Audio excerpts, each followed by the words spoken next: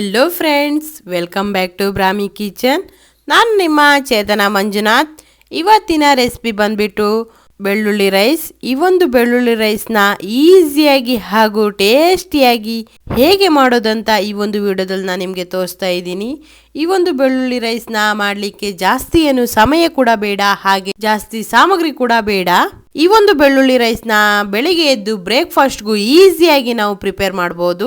ಹಾಗೆ ಮಕ್ಕಳ ಲಂಚ್ ಬಾಕ್ಸ್ಗೂ ಕೂಡ ಇದು ಹಾಕ್ಕೊಡ್ಬೋದು. ಹಾಗೆ ಮನೆಯವರೆಲ್ಲರಿಗೂ ಕೂಡ ಈ ಒಂದು ರೈಸ್ ಬಾತು ತುಂಬಾನೇ ಇಷ್ಟವಾಗುತ್ತೆ.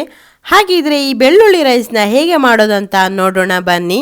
ಈ ವಿಡಿಯೋ ಶುರು ಮಾಡೋಕ್ಕಿಂತ ಮುಂಚೆ ನೀವಿನ್ನು ಯಾರ್ಯಾರು ನನ್ನ ಚಾನಲ್ನ ಸಬ್ಸ್ಕ್ರೈಬ್ ಮಾಡದೆ ಈ ಒಂದು ವಿಡಿಯೋನ ನೋಡ್ತಾ ಇದ್ದೀರೋ ಪ್ಲೀಸ್ ಸಬ್ಸ್ಕ್ರೈಬ್ ಮಾಡಿ, ಪಕ್ಕದಲ್ಲಿರೋ ಬೆಲ್ ಐಕನ್ನ ಕ್ಲಿಕ್ ಮಾಡಿ. ಹಾಗಿದ್ರೆ ಈ ಬೆಳ್ಳುಳ್ಳಿ ರೈಸ್ ಮಾಡಲಿಕ್ಕೆ ಯಾವ್ಯಾವ ಸಾಮಗ್ರಿ ಬೇಕಂತ ನೋಡೋಣ ಬನ್ನಿ.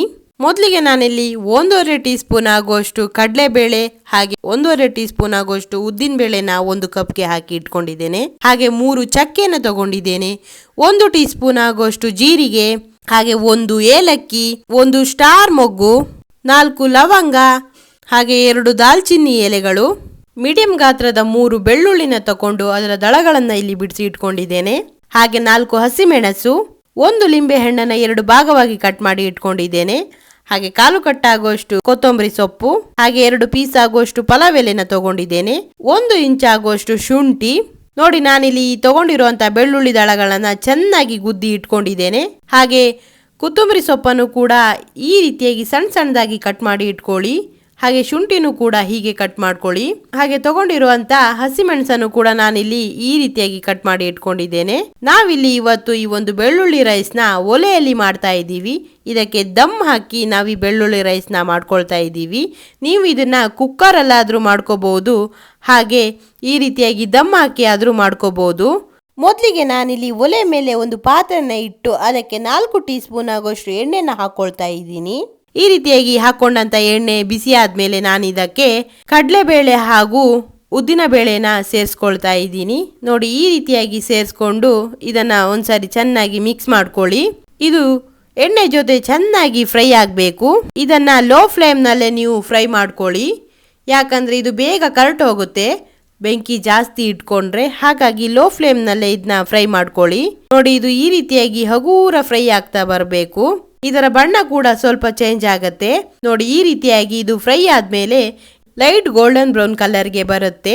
ನಾನಿವಾಗ ಇದಕ್ಕೆ ತಗೊಂಡಂತ ಮಸಾಲಾ ಪದಾರ್ಥಗಳನ್ನ ಸೇರಿಸ್ಕೊಳ್ತೇನೆ.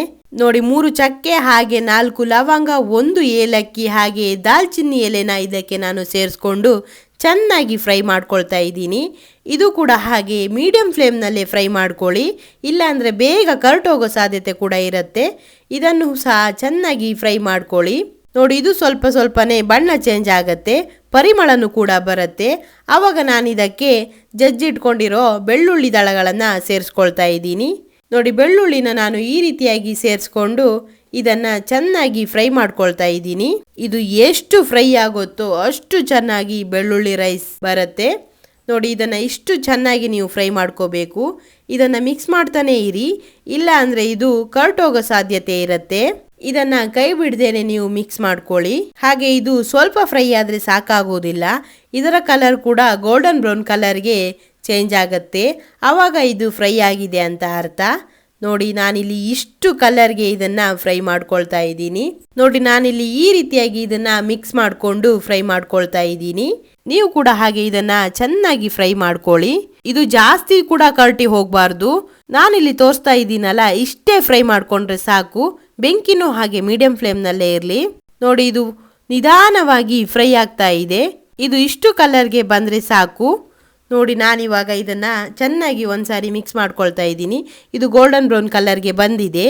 ನಾನಿವಾಗ ಇದಕ್ಕೆ ಅವಾಗಲೇ ತೋರಿಸಿದ್ನಲ್ಲ ಕೊತ್ತಂಬರಿ ಸೊಪ್ಪು, ಹಾಗೆ ಶುಂಠಿ, ಹಾಗೆ ಹಸಿಮೆಣಸನ್ನ ಇದಕ್ಕೆ ಸೇರಿಸ್ಕೊಳ್ತಾ ಇದ್ದೀನಿ.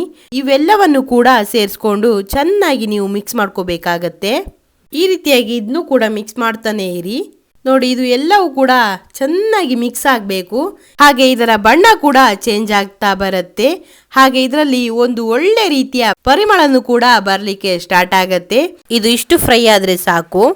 ಆವಾಗ ನಾನು ಇದಕ್ಕೆ ನೀರನ್ನ ಸೇರಿಸ್ಕೊಳ್ತಾ ಇದ್ದೀನಿ. ನಾನಿಲ್ಲಿ 2.5 ಲೋಟವಾಗುವಷ್ಟು ಅಕ್ಕಿನ ತಗೊಂಡಿದ್ದೇನೆ. ಹಾಗಾಗಿ ನಾನಿದಕ್ಕೆ 5 ಲೋಟವಾಗುವಷ್ಟು ನೀರನ್ನು ಹಾಕ್ಕೊಳ್ತಾ ಇದ್ದೀನಿ. ನೀವು ಎಷ್ಟು ಅಕ್ಕಿನ ತಗೊಳ್ತೀರೋ ಅದಕ್ಕೆ 2 ಪಟ್ಟಾಗಿ, ಉದಾಹರಣೆಗೆ ನೀವು 1 ಲೋಟ ಅಕ್ಕಿನ ತಗೊಂಡ್ರೆ 2 ಲೋಟ ಆಗುವಷ್ಟು ನೀರನ್ನು ಹಾಕೋಬೇಕಾಗತ್ತೆ. ಹಾಗೆ ನಾನಿಲ್ಲಿ 2.5 ಲೋಟ ಅಕ್ಕಿನ ತಗೊಂಡಿರೋದ್ರಿಂದ 5 ಲೋಟವಾಗುವಷ್ಟು ನೀರನ್ನು ಇಲ್ಲೇ ಸೇರಿಸ್ಕೊಳ್ತಾ ಇದ್ದೀನಿ. ನೋಡಿ, ನೀರನ್ನು ಸೇರಿಸ್ಕೊಂಡು ಈ ರೀತಿಯಾಗಿ ಚೆನ್ನಾಗಿ ಮಿಕ್ಸ್ ಮಾಡ್ಕೊಳ್ಳಿ. ಇವೆಲ್ಲವನ್ನು ಒಂದ್ಸಾರಿ ಮಿಕ್ಸ್ ಮಾಡ್ಕೊಂಡಾದ್ಮೇಲೆ ನಾನಿಲ್ಲಿ ಇದಕ್ಕೆ ರುಚಿಗೆ ತಕ್ಕಷ್ಟು ಕಲ್ಲುಪ್ಪನ್ನು ಹಾಕ್ಕೊಳ್ತಾ ಇದ್ದೀನಿ. ಈ ರೀತಿಯಾಗಿ ಕಲ್ಲುಪ್ಪನ್ನು ಹಾಕೊಳ್ಳೋದ್ರಿಂದ ಇದರ ರುಚಿ ಸ್ವಲ್ಪ ಜಾಸ್ತಿನೇ ಬರುತ್ತೆ. ನೀವು ಕಲ್ಲುಪ್ಪಿದ್ರೆ ಹಾಕೊಳ್ಳಿ, ಇಲ್ಲ ಪುಡಿ ಉಪ್ಪನ್ನು ಕೂಡ ಹಾಕೋಬಹುದು. ನೋಡಿ, ನಾನಿಲ್ಲಿ ಇಷ್ಟು ಉಪ್ಪನ್ನು ಹಾಕ್ಕೊಳ್ತಾ ಇದ್ದೀನಿ. ಈ ರೀತಿಯಾಗಿ ಉಪ್ಪನ್ನು ಹಾಕ್ಕೊಂಡು ಚೆನ್ನಾಗಿ ಒಂದ್ಸಾರಿ ಮಿಕ್ಸ್ ಮಾಡಿ ಬಿಡಿ. ಇವಾಗ ಇದು ಹೀಗೆ ಬಿಸಿ ಆಗ್ತಾ ಇರ್ಲಿ. ಇದೇ ಗ್ಲಾಸಲ್ಲಿ 2.5 ಗ್ಲಾಸ್ ಆಗೋಷ್ಟು ಅಕ್ಕಿನ ತಗೊಂಡಿದ್ದು. ಹಾಗೆ ಅಕ್ಕಿನ ಚೆನ್ನಾಗಿ ನೀರು ಹಾಕಿ 3 ಬಾರಿಯಾಗಿ ತೊಳ್ಕೊಳ್ತಾ ಇದ್ದೀನಿ. ಈ ರೀತಿಯಾಗಿ ಅಕ್ಕಿ ತೊಳ್ಕೊಬರೋಳಗೆ ನೀರು ಕುದೀತಾ ಇದೆ. ನೋಡಿ, ಈ ರೀತಿಯಾಗಿ ಕುದಿತಿರೋ ನೀರಿಗೆ ನಾನಿಲ್ಲಿ ತೊಳೆದಿರುವಂತ ಅಕ್ಕಿನ ಸೇರಿಸ್ಕೊಳ್ತಾ ಇದ್ದೀನಿ. ನೋಡಿ, ಈ ರೀತಿಯಾಗಿ ಅಕ್ಕಿನ ಸೇರಿಸ್ಕೊಳ್ತಾ ಇದ್ದೀನಿ. ಎಲ್ಲ ಅಕ್ಕಿನೂ ಕೂಡ ಈ ನೀರಿಗೆ ಸೇರಿಸ್ಕೊಳ್ಳಿ. ಈ ರೀತಿಯಾಗಿ ಅಕ್ಕಿನ ಸೇರಿಸ್ಕೊಂಡು ಒಂದ್ಸರಿ ಚೆನ್ನಾಗಿ ಎಲ್ಲವನ್ನ ಮಿಕ್ಸ್ ಮಾಡಿ, ನೀರು ಹಾಗೂ ಅಕ್ಕಿ ಚೆನ್ನಾಗಿ ಮಿಕ್ಸ್ ಆಗೋವರೆಗೂ ಒಂದ್ಸಾರಿ ಮಿಕ್ಸ್ ಮಾಡ್ಕೊಳ್ಳಿ. ನಾನಿಲ್ಲಿ ಇವತ್ತು ದಮ್ ರೈಸ್ ಬಾತ್ನ ಮಾಡ್ತಿರೋದ್ರಿಂದ ಈ ಒಂದು ರೈಸ್ನ ಒಲೆಯಲ್ಲಿ ಮಾಡ್ಕೊಳ್ತಾ ಇದ್ದೀನಿ. ನೀವು ಯಾವ ರೀತಿ ಆದ್ರೂ ಬೇಕಾದ್ರೂ ಮಾಡ್ಕೋಬಹುದು, ಅಂದ್ರೆ ಕುಕ್ಕರಲ್ಲಿ ಬೇಕಾದ್ರೂ ಮಾಡ್ಕೋಬಹುದು. ಕುಕ್ಕರಲ್ಲೂ ಸೇಮ್ ಇದೇ ರೀತಿಯಾದ ಪ್ರೊಸೀಜರ್ ಅನ್ನ ನೀವು ಮಾಡ್ಕೊಂಡ್ರೆ ಈ ಬೆಳ್ಳುಳ್ಳಿ ರೈಸ್ ತುಂಬಾನೇ ಚೆನ್ನಾಗಿ ಬರುತ್ತೆ. ನೋಡಿ, ಇವಾಗ ಅಕ್ಕಿ ಹಾಗೂ ನೀರು ಕುದಿಲಿಕ್ಕೆ ಸ್ಟಾರ್ಟ್ ಆಗಿದೆ. ಇದನ್ನ ಒಂದು 5 ರಿಂದ 10 ನಿಮಿಷವಾದ್ರೂ ಕುದಿಸ್ಕೋಬೇಕು. ಇದರ ನೀರಿನ ಪ್ರಮಾಣ ನಿಧಾನವಾಗಿ ಕಮ್ಮಿ ಆಗ್ತಾ ಬರುತ್ತೆ. ನೋಡಿ, ಇವಾಗ ಇಷ್ಟು ನೀರಿರೋದು, ಇದು ಕುದಿತಾ ಬಂದಾಗೂ ನೀರು ಕಮ್ಮಿ ಆಗ್ತಾ ಬರುತ್ತೆ. ಇದಕ್ಕೆ ಪ್ಲೇಟ್ ಮುಚ್ಚೋದು ಬೇಡ, ಹಾಗೆ ಕುದಿಯಲು ಬಿಡಿ. ನೋಡಿ, ಇದಕ್ಕೆ ನಾನಿಲ್ಲಿ ಲಿಂಬೆ ಹಣ್ಣಿನ ರಸವನ್ನ ಸೇರಿಸ್ಕೊಳ್ತಾ ಇದ್ದೀನಿ. ಈ ರೀತಿಯಾಗಿ ಸೇರಿಸ್ಕೊಂಡು ಒಂದ್ಸರಿ ಚೆನ್ನಾಗಿ ಮಿಕ್ಸ್ ಮಾಡ್ಕೊಳ್ಳಿ. ಹಾಗೆ ಇದರ ಉಪ್ಪನ್ನು ಬೇಕಾದ್ರೂ ನೀವು ಇಲ್ಲೇ ನೋಡ್ಕೋಬಹುದು. ಉಪ್ಪು ಅಥವಾ ಖಾರ ಏನಾದರೂ ಬೇಕಿದ್ರೆ ಇಲ್ಲೇ ಮಿಕ್ಸ್ ಮಾಡ್ಕೊಳ್ಳಿ. ನೋಡಿ, ಅನ್ನ ಬೇಯ್ತಾ ಬಂದಾಗೂ ನೀರಿನ ಪ್ರಮಾಣ ಕಮ್ಮಿ ಆಗ್ತಾ ಬರುತ್ತೆ. ನೋಡಿ, ಈ ರೀತಿಯಾಗಿ ಅಕ್ಕಿ ಅರ್ಧ ಬೆಂದಾಗ ನಾವು ಇದಕ್ಕೆ ದಮ್ಮನ್ನು ಹಾಕ್ಬೋದು. ನೋಡಿ, ಇಷ್ಟು ಪ್ರಮಾಣದಲ್ಲಿ ನೀರಿದೆ. ಇವಾಗ ನಾನು ಇದಕ್ಕೆ ಒಂದು ಬಾಳೆ ಎಲೆನ ಮುಚ್ಚಿ ಇಡ್ತಾ ಇದ್ದೀನಿ. ನೀವು ಇದನ್ನ 1-2 ಸಾರಿ ಚೆನ್ನಾಗಿ ಮಿಕ್ಸ್ ಮಾಡಿಕೊಂಡು ಇದಕ್ಕೆ ಒಂದು ಬಾಳೆ ಎಲೆನ ಮುಚ್ಚಿಡಿ.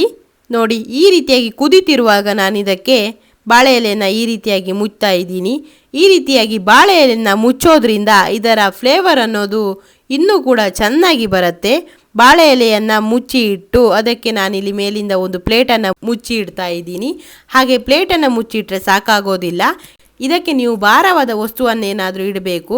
ಅದಕ್ಕೆ ನಾನಿಲ್ಲಿ ಒಂದು ಬಿಂದಿಗೆ ನೀರನ್ನು ಇದ್ರ ಮೇಲೆ ಇಡ್ತಾ ಇದ್ದೀನಿ. ಹಾಗೆ ಇದರ ಬೆಂಕಿನೂ ಕೂಡ ನಾನಿಲ್ಲಿ ತೆಗಿತಾ ಇದ್ದೀನಿ. ಇದು ಒಂದು 3 ನಿಮಿಷ ಆದರೂ ಕೆಂಡದಲ್ಲೇ ಇದು ಬೇಯಬೇಕು. ನೋಡಿ, ಇಷ್ಟು ಕೆಂಡನ ಇಟ್ಟು ನಾನು ಇದನ್ನು 3 ನಿಮಿಷ ಬಿಡ್ತಾ ಇದ್ದೀನಿ. ಇವಾಗ 3 ನಿಮಿಷವಾಗಿದೆ. ನಾನು ಇದರ ಕೆಂಡವನ್ನೆಲ್ಲ ಹಿಂದಕ್ಕೆ ಎಳೆದು ಹಾಗೆ ಇದನ್ನು ಬಿಡ್ತಾ ಇದ್ದೀನಿ. ಹೀಗೆ ಕೆಂಡವನ್ನೆಲ್ಲ ಹಿಂದಕ್ಕೆ ಎಳೆದಾದ ಮೇಲೆ ಒಂದು 20 ನಿಮಿಷವಾದರೂ ಇದನ್ನ ಹಾಗೆ ಬಿಡಬೇಕು, ಓಪನ್ ಮಾಡಬಾರ್ದು. ನೋಡಿ, ಇವಾಗ 20 ನಿಮಿಷವಾಗಿದೆ. ನಾನು ಇದನ್ನು ಓಪನ್ ಮಾಡ್ತಾ ಇದ್ದೀನಿ. ಈ ಒಂದು ರೈಸ್ ಹೇಗೆ ಬಂದಿದೆ ಅಂತ ನಾನು ನಿಮಗೆ ತೋರಿಸ್ತೇನೆ. ನೋಡಿ, ನಾನು ಇದರ ಪ್ಲೇಟನ್ನು ಓಪನ್ ಮಾಡ್ತಾ ಇದ್ದೀನಿ. ನೋಡಿ, ಬಾಳೆ ಎಲೆ ಹೀಗೆ ಆಗಿದೆ. ಇದರ ಮೇಲ್ಗಡೆ ಸ್ವಲ್ಪ ನೀರು ಕೂಡ ಇರುತ್ತೆ. ಈ ನೀರನ್ನು ನೀವು ರೈಸ್ಗೆ ಹಾಕ್ಕೊಳ್ಳಿಕ್ಕೆ ಹೋಗಬೇಡಿ. ಇದನ್ನು ಈ ರೀತಿಯಾಗಿ ಹಗುರ ಎತ್ತಿ ಹೊರಗೆ ಹಾಕಿ. ನೋಡಿ, ರೈಸ್ ಹೇಗೆ ಕಾಣಿಸ್ತಾ ಇದೆ. ಈ ರೈಸ್ಗೆ ನಾನಿಲ್ಲಿ 1 ಟೀ ಸ್ಪೂನ್ ಆಗೋಷ್ಟು ತುಪ್ಪನ ಸೇರಿಸ್ಕೊಳ್ತಾ ಇದ್ದೀನಿ. ನೀವು ತುಪ್ಪ ಇದ್ರೆ ಸೇರಿಸ್ಕೋಬೋದು, ಇಲ್ಲ ಇದನ್ನು ಹಾಗೆ ಕೂಡ ತಿನ್ಬೋದು. ಹಾಗೆ ಕಟ್ ಮಾಡಿ ಇಟ್ಕೊಂಡ ಕೊತ್ತಂಬರಿ ಸೊಪ್ಪನ್ನು ಕೂಡ ನಾನಿಲ್ಲಿ ಮೇಲಿಗೆ ಸೇರಿಸ್ಕೊಳ್ತಾ ಇದ್ದೀನಿ. ಈ ರೀತಿಯಾಗಿ ಸೇರಿಸ್ಕೊಂಡು ಇದನ್ನು ಚೆನ್ನಾಗಿ ಮಿಕ್ಸ್ ಮಾಡ್ಕೊಳ್ಳಿ. ಈ ರೀತಿಯಾಗಿ ಮಾಡೋದ್ರಿಂದ ನಿಮಗೆ ಇದು ಒಂಚೂರು ತಳ ಹಿಡಿಯಲ್ಲ. ನಾನು ಹೇಗೆ ಹೇಳಿದ್ನೋ ಆ ರೀತಿಯಾಗಿ ನೀವು ಈ ಒಂದು ಪ್ರೊಸೀಜರ್ನ ನೀವು ಮಾಡಿದರೆ ಇದು ಒಂಚೂರು ತಳ ಹಿಡಿಯಲ್ಲ. ನೋಡಿ, ಎಷ್ಟು ಚೆನ್ನಾಗಿ ಉದುರಾಗಿ ಈ ಒಂದು ರೈಸ್ ರೆಡಿಯಾಗಿದೆ. ಮಲ್ಲಿಗೆ ಹೂ ಥರ ಈ ಒಂದು ಅನ್ನ ಅನ್ನೋದು ಅಷ್ಟು ಮೆತ್ತಗೆ ಇದೆ. ನಿಮಗೆ ನೋಡ್ತಿದ್ರೇನೆ ಗೊತ್ತಾಗ್ತಿರ್ಬೋದು, ಒಂದು ಚೂರು ಕೈಗೆ ಅಂಟೋದಿಲ್ಲ ಎಲ್ಲೂ ಕೂಡ. ನೋಡಿ, ಈ ಒಂದು ಬೆಳ್ಳುಳ್ಳಿ ರೈಸ್ನ ಎಷ್ಟು ಈಸಿಯಾಗಿ ಮಾಡ್ಕೋಬೋದು ಅಂತ. ಈ ಬೆಳ್ಳುಳ್ಳಿ ರೈಸ್ ತುಂಬಾನೇ ಟೇಸ್ಟಿಯಾಗಿರುತ್ತೆ. ಹಾಗೆ ಎಲ್ರು ಕೂಡ ಈ ಬೆಳ್ಳುಳ್ಳಿ ರೈಸ್ನ ಇಷ್ಟಪಟ್ಟು ತಿಂತಾರೆ. ಹಾಗೆ ಇದು ಅಪರೂಪದ ರೆಸಿಪಿ ಆಗಿರೋದ್ರಿಂದ ಎಲ್ರಿಗೂ ತುಂಬಾನೇ ಇಷ್ಟವಾಗುತ್ತೆ. ನೀವು ಕೂಡ ಈ ಒಂದು ರೆಸಿಪಿನ ನಿಮ್ಮ ಮನೆಯಲ್ಲಿ ಟ್ರೈ ಮಾಡಿ ನೋಡಿ. ಅದು ಹೇಗೆ ಬಂತು ಅಂತ ನನ್ನ ಕಾಮೆಂಟ್ ಸೆಕ್ಷನ್ ಅಲ್ಲಿ ಕಾಮೆಂಟ್ ಮಾಡಿ. ಈ ಒಂದು ವಿಡಿಯೋ ನಿಮ್ಗೆ ಇಷ್ಟವಾಗಿದ್ರೆ ಪ್ಲೀಸ್ ಲೈಕ್ ಮಾಡಿ, ಹಾಗೆ ಸಬ್ಸ್ಕ್ರೈಬ್ ಮಾಡಿ, ನನಗೆ ಸಪೋರ್ಟ್ ಮಾಡಿ. ನಿಮ್ಮ ಫ್ಯಾಮಿಲಿ ಹಾಗೂ ಫ್ರೆಂಡ್ಸ್ಗೂ ಈ ಒಂದು ವಿಡಿಯೋನ ಶೇರ್ ಮಾಡಿ. Thank you.